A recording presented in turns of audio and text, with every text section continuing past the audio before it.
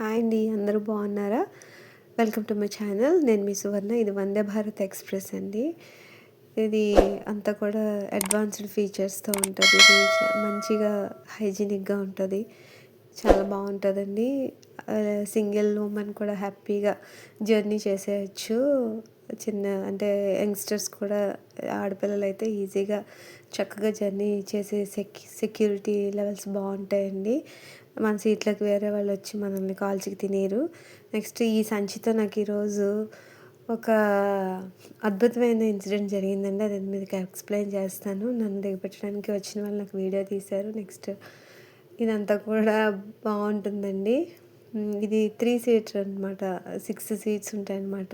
మధ్యలో ఇలా dining area ఉంటది. ఫస్ట్ వెళ్ళంగానే వాళ్ళు వాటర్ బాటిల్ ఇస్తారు. తర్వాత న్యూస్ పేపర్, తెలుగైతే తెలుగు, ఇంగ్లీష్ అయితే English. At the same time snacks ఇస్తారు విత్ టీ. అంతా కూడా చాలా బావుంటదండి. నెక్స్ట్ ఏమో నాన్ వెజ్ అయిన వాళ్ళకి నాన్ వెజిటేరియన్ బ్రేక్‌ఫాస్ట్ ఇస్తారు. వెజ్ అయితే వెజ్ బ్రేక్‌ఫాస్ట్ ఉంటది. ఇడ్లీ, వడ సంథింగ్ అలా ఇస్తారనమాట. నేనైతే టిఫిన్ చేసేసాను. నేను వెజ్జే ఎంచుకున్నాను. ఇంకా రాజమండ్రి వచ్చేటప్పటికి అందరూ నిద్రావస్థలో ఉంటారనమాట. ఎందుకంటే ఎర్లీ అవర్స్‌లో ఇది స్టార్ట్ అవుతది కాబట్టి చాలామంది నిద్రలోనే ఉంటారు.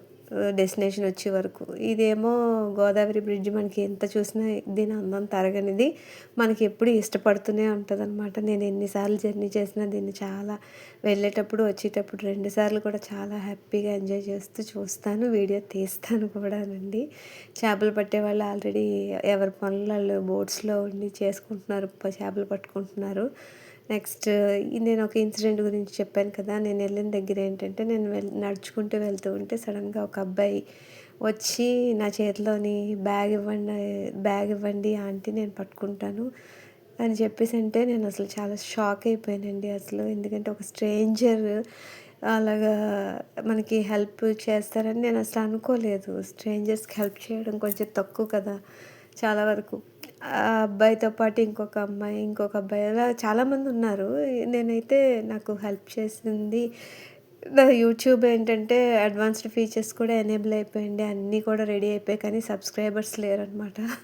అందుకని సబ్స్క్రైబ్ చేసుకోండమ్మా అనేసి అంటే వెంటనే సబ్స్క్రైబ్ చేసుకున్నారండి. ఎంతమంది అంటే నా 22లో ఉండేది అది ఏకంగా 36కి వెళ్ళిందండి.